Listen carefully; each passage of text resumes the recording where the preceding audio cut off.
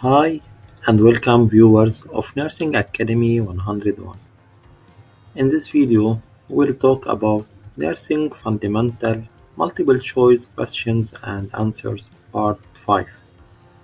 But before we start, please don't forget to subscribe, like and share the channel to encourage us to continue and provide you with all you need.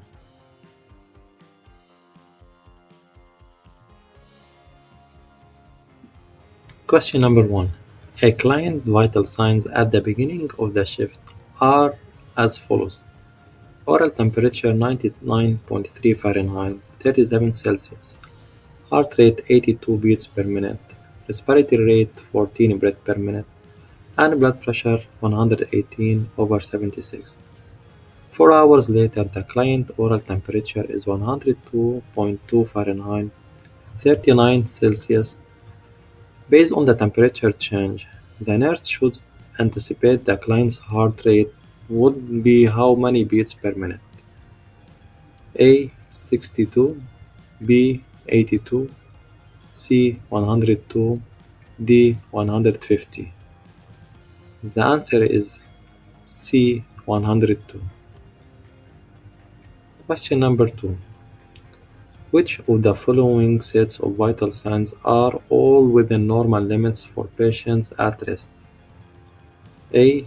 Infant, temperature 36, rectal, heart rate 160, respiratory rate 16, blood pressure 120 over 54. 2. Adolescent, temperature 37.2, oral, heart rate 80, respiratory rate 18, blood pressure 108 over 68. C. Adult, temperature 37, oral, heart rate 48, respiratory rate 22, blood pressure 130 over 84. D. Older adult, temperature 37, oral, heart rate 110, respiratory rate 28, blood pressure 170 over 95. The answer is B. Adolescent, temperature 37.2, oral, heart rate 80, respiratory rate 18, blood pressure 108 over 68. Question number 3. The nurse assesses the following changes in a client vital signs. Which situation shouldn't be reported to the primary care provider? A. Decreased blood pressure after standing up. B. Decreased temperature after a period of diaphoresis. C. Increased heart rate after walking down the hall. D. Increased respiratory rate when the heart rate increases. The answer is A. Decreased blood pressure after standing up. Question number 4.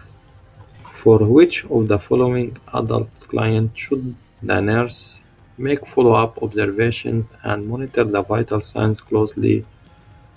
A client whose A. Resting morning blood pressure is 136 over 86, while the afternoon blood pressure is 128 over 84. B. Oral temperature is 36.8 in the morning and 37 in the evening. C. Heart rate was 76 beats per minute before eating and 88 beats per minute after eating. D. Respiratory rate is 16 breaths per minute when standing and 18 when lying down. The answer is A. Resting morning blood pressure is 136 over 86, while the afternoon blood pressure is 128 over 84. Question number 5. The nursing instructor asks students how they would assess the fifth vital signs. Which student would be correct? I would A. Have the client rate her pain on a scale of 0 to 10. B. Ask the client when she had her last bowel movement. C. Take the client's pulse oximeter reading. D. Interview the client about history of tobacco use. The answer is A. Have the client rate her pain on a scale of 0 to 10. Question number 6. At last measurement, the client's vital signs were as follows. Oral temperature 98 Fahrenheit, 36.7 Celsius, heart rate 76, respiratory rate 16, and blood pressure 118 over 60. 4 hours later, the vital signs are as follows. Oral temperature 103.2 Fahrenheit, 38.5 Celsius, heart rate 76 beats per minute, respiratory rate 14 breaths per minute, and blood pressure 120 over 66. Which should the nurse first intervention be at this time? A. Ask the client if he has had a warm drink in the last 30 minutes. B. Notify the primary care provider of the client's temperature. C. Ask the client if he is feeling chill. D. Take the temperature by a different route. The answer is A. Ask the client if he has had a warm drink in the last 30 minutes. Question number 7. For which of the following patients would it be most important to obtain an apical radial pulse and calculate the pulse deficit? A patient who A. Had abdominal surgery 2 hours ago. B. Suffered a fractured hip yesterday. D. Is dehydrated from vomiting. D. Has a heart or lung disease. The answer is D. Has a heart or lung disease. Question number 8. Which of the following procedure techniques had the most effect on the accuracy of an apical pulse count? A. Counting the rate for 1 full minute. B.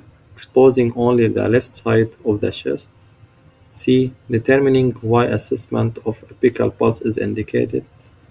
D. Using your ring finger to palpate the intercostal space. The answer is A. Counting the rate for 1 full minute. Question number 9. Which assessment data best support a report of severe pain in an adult client whose baseline vital signs are within an average normal range? A. Oral temperature 100 Fahrenheit, 37.8 Celsius. B. Respiratory rate 26 breaths per minute and shallow. C. Apical heart rate 56 beats per minute. D. Blood pressure of 124 over 82. The answer is B. Respiratory rate 26 breaths per minute and shallow. Question number 10. The nurse would anticipate a patient diagnosed with damage to the hypothalamus after suffering a head injury from a fall to exhibit A. Blood pressure elevation. B. A temperature abnormality. C. A decrease in pulse rate. D. Depressed respirations. The answer is B. A temperature abnormality. Question number 11. To ensure an accurate reading when using a glass or a thermometer, it's necessary to A. Rinse the thermometer with water. B. Wipe the thermometer with alcohol. C. Shake down the Galveston alloy to below normal. D. Dry the thermometer with a dry cotton ball. The answer is C. Shake down the Galveston alloy to below normal. Question number 12. The nurse taking an apical pulse would place the stethoscope at A. The left of the sternum at the third intercostal space. B. Directly below the sternum. C. Slightly above the left nipple. D. The left midclavicular line at the fifth intercostal space. The answer is D. The left midclavicular line at the fifth intercostal space. Question number 13. The nurse would record a pulse as bradycardia if the rate were beats per minute. A 64, B 62, C 60, D 59. The answer is D 59. Question number 14.